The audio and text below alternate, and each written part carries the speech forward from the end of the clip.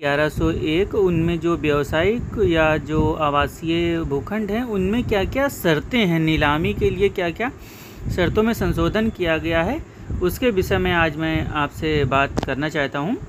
और प्राधिकरण द्वारा देखिए इसमें कुछ चीज़ें दी हुई हैं जो कि मैं मुख्य आपको समझाता हूं, क्योंकि लिस्ट जो है इसकी थोड़ी लंबी है।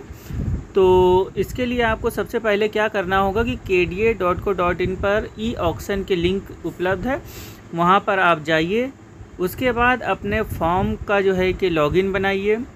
लॉगिन बनाने के बाद आपको एक मोबाइल और ईमेल आईडी पासवर्ड जो है कि जनरेट होगा, आपके मोबाइल या ईमेल पर वो आ जाएगा। उसके बाद पंजीकरण में जो भी आपका जो है कि मांगा जा रहा है उस डिटेल्स को आपको पूरा जो है कि अच्छे तरीके से भरना है। उसके बाद आपका जो भी ऑनलाइन पेमेंट होगा, जो आपका अर्नेस्ट मनी डिपॉजिट होगा, वो आपको भुगतान करना होगा, ठीक है। और इसमें जहां है जैसा है कि स्थिति लागू होती है, मतलब आप इसमें किसी भी प्रकार का संशोधन नहीं कर सकते हैं।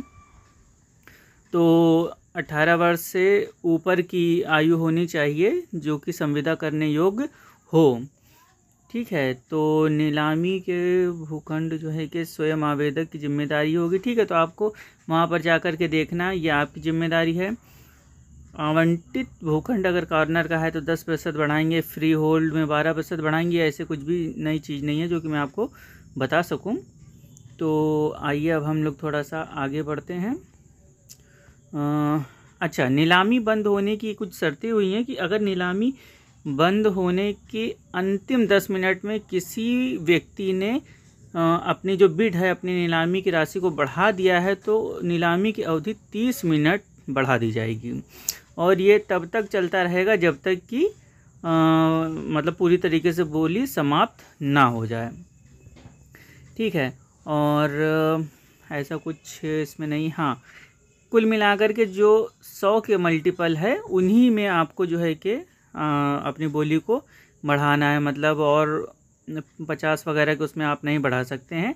तो 100 रुपये से लेकर के आप 50,000 रुपये प्रति वर्ग मीटर के हिसाब से बढ़ा सकते हैं, ठीक है। अगर आपने किसी भी तरीके की गलत बोली लगा दी है तो उसके लिए आप खुद जिम्मेदार होंगे। उन्हीं भूखंडों के सापेक्ष उच्चतम बोली स्वीकार होगी जिसमें कम से कम 2 बीडर या बीडरों के मध्य कम से कम 3 बोली लगाई गई हो, मतलब कि कम से कम 2 बीडर उसमें होने चाहिए और उन बीडरों ने भी 3 बोली कम से कम लगाई हो, मतलब उसमें कुछ बढ़ा हो, मतलब कुछ बोलियां लगाई गई हो।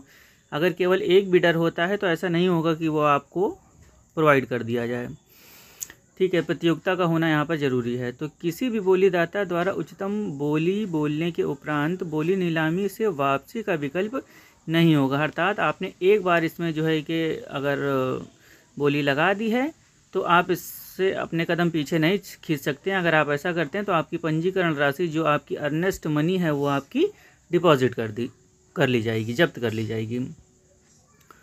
और अगर संपूर्ण राशि 90 दिनों के अंदर दे देते हैं तो 5% की छूट मिलेगी। विलंब करते हैं तो 3% का आपको इसमें जो है कि दंड देना होगा, ठीक है। तो ये सब पहले वाली जो ऑफलाइन है उसी के तरीके हैं, लेकिन हम इसमें ये देख रहे हैं कि क्या कुछ ऐसा है जो कि आपको स्पेशली बताया जा सके। तो नीलामी में प्रतिभाग करने वाले आवेदकों में से उच्चतम बोली दाता को छोड़कर अवशेष आवेदक द्वारा जमा पंजीकरण धनराशि बैंक द्वारा 72 घंटों या 3 कार्य दिवसों में आपको वापस कर दी जाएगी। जिन व्यक्तियों ने पंजीकरण धनराशि जमा की है उनके असफल होने पर 1 सप्ताह के भीतर जो है कि वह धनराशि आपकी वापस कर दी जाएगी, ठीक है। तो ऐसा कुछ नहीं है दोस्तों जो यहाँ पर मैं आपको बता सकूँ। आइए फिर हम देखते हैं। अच्छा, रजिस्ट्री के समय साइट प्लान करते समय पैमाइश होने पर अगर भूखंड के क्षेत्र में कमियां वृद्धि होती है तो उसका समायोजन आपको करना पड़ेगा।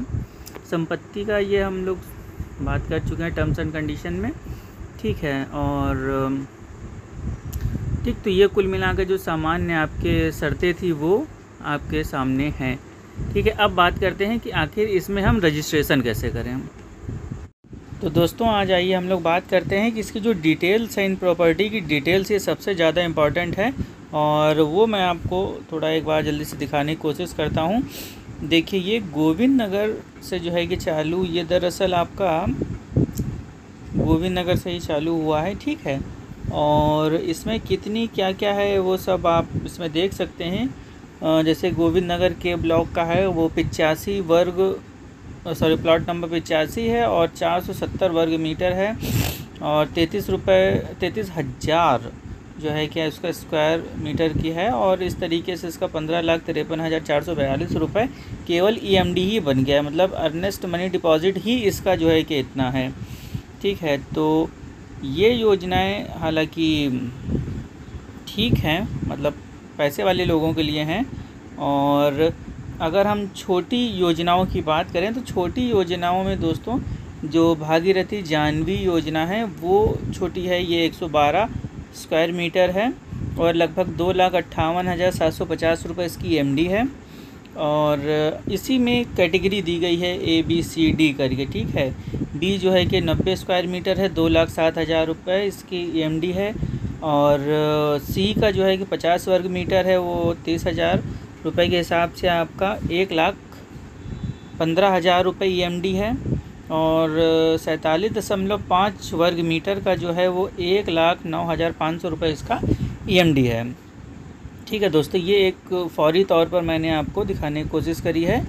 आइए अब india.co.in पर लॉगिन करना होगा। उसके बाद E-ऑक्शन में जाना होगा। E-ऑक्शन में जाने के बाद आपको इस तरीके से अपनी सारी जितनी भी स्कीमें हैं वो आपको मिल जाएंगी। फिर आप जिसमें भी पार्टिसिपेट करना चाहते हैं या फिर जिसमें आप बिड करते हैं, बोली लगाना चाहते हैं, उसके आपको बैंक लिंक पर आपको क्लिक करना होगा, ठीक है। बैंक लिंक पर आप जैसे ही क्लिक करेंगे उसके बाद आप इस पेज पर आ जाएंगे और आपको रजिस्ट्रेशन करना होगा। रजिस्ट्रेशन करने के लिए कुछ बेसिक डिटेल्स हैं वो आपको इसमें फिल करनी होंगी, ठीक है। और फिल करके आपका जो भी कैप्चा डाल करके आपको इसमें अपनी एक प्रोफाइल क्रिएट करनी होगी। प्रोफाइल क्रिएट करने के बाद आपको कुछ इसमें डॉक्यूमेंट्स हैं वो आपको यहाँ पर अपलोड करने होंगे। जो इसमें बताए गए डॉक्यूमेंट हैं वो मोस्टली जो भी आपका जो है कि जैसे इनकम सर्टिफिकेट वगैरह हुआ वो आपको, या कास्ट का सर्टिफिकेट है वो आपको यहाँ पर डालना होगा, ठीक है। और अगर आप एक बिज़नेस के थ्रू अगर आप रजिस्टर्ड हैं या कंपनी के थ्रू आप एक रजिस्टर्ड हैं तो उसके लिए आपको फिर GST वगैरह इस तरीके की चीज़ें भी लगानी होगी। मैं फ़िलहाल एक कॉमन इंडिविजुअल की बात कर रहा हूँ, तो इसमें आपको अपने कास्ट के अपने इनकम सर्टिफिकेट वगैरह यहाँ पर लगाना पड़ सकता है। उसके बाद आपको आपके उस मोबाइल नंबर पर एक यूज़र ID और पासवर्ड जनरेट हो जाएगा। उस यूज़र ID और पासवर्ड के थ्रू आप आगे के लिए जो है कि उसमें लॉगिन कर पाएंगे। और उसके बाद आपको लॉगिन करना होगा। इफ़ रजिस्टर्ड, अगर आप रजिस्टर्ड हैं तो इस पर लॉगिन करेंगे। लॉगिन करने में आपको यूज़र नेम और पासवर्ड डाल करके लॉगिन करना होगा। लॉगिन करने के बाद अब जो है कि जो होगा, अगर आप थोड़ा सा सेफली रहना चाहते हैं तो इसमें अपना जो पासवर्ड है वो अपना क्रिएट किया हुआ पासवर्ड यहाँ से आप चेंज कर सकते हैं।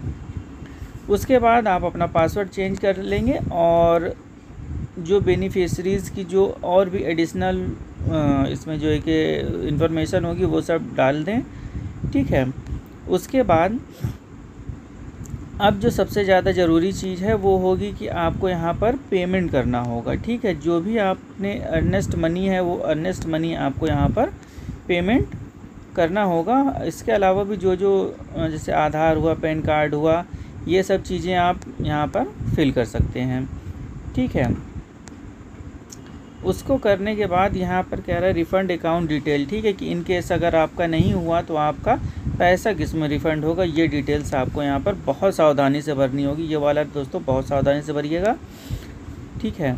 और ठीक है, क्या क्या अब यहाँ पर आता है कि आपको यहाँ पर अपना पेमेंट कर रहे हैं आप अर्नेस्ट मनी का जो भी पेमेंट है उसको जो है कि आप पेमेंट करेंगे और जो भी आपका चार्जेस वगैरह होगा वो भी इसमें इंक्लूड होगा, ठीक है। ऑनलाइन पेमेंट कर देने के बाद आप पूरी तरीके से एलिजिबल हो जाएंगी। ये देखिए इस तरीके का आपका जो पेमेंट का स्लिप होगा वो आ जाएगा और इसको प्रिंट करके बहुत हिफाजत से रखें अपने पास। ठीक है, ये इस तरीके से आपकी सारी डिटेल्स शो करने लगेगा। ठीक है दोस्तों, तो इस तरीके से जो भी बेनिफिशियर्स की डिटेल्स होगी वो आप एक बार जो है कि जब कर देंगे तो आप एलिजिबल हो जाएंगे बिड लगाने के लिए। उसके बाद आप इस तरीके से जो भी अपना इंक्रीमेंट चाहते हैं अपनी बिड में उसको आप लगा सकते हैं। ठीक है, और जब चाहें अपनी रिक्वायरमेंट के अकॉर्डिंग बिड लगाइए और उसको आप अचीव कर सकते हैं जो आपने इसमें भरा है। ठीक है दोस्तों, और इन केस अगर आप फॉरगेट पासवर्ड होता है, पासवर्ड भूल जाते हैं तो कैसे जनरेट करेंगे, तो इस तरीके से फॉरगेट पासवर्ड का एक इसमें टैग दिया हुआ है, उसके थ्रू आप अपना यूज़र आईडी डाल करके और जिस भी नंबर से आप मोबाइल से या ईमेल से रजिस्टर्ड हैं उसके थ्रू आपका जो है कि एक नया वो सेंड कर देगा पासवर्ड, उससे आप पासवर्ड चेंज करके और फिर से अपनी बिडिंग कंटिन्यू कर सकते हैं। वैसे मुझे नहीं लगता कि अगर किसी ने 2 से 3 लाख रुपए EMD अर्नेस्ट मनी अगर डिपॉजिट की है तो वो पासवर्ड भूलने वाला है। ठीक है दोस्तों, तो ये कुछ बेसिक जानकारी थी। Thank you.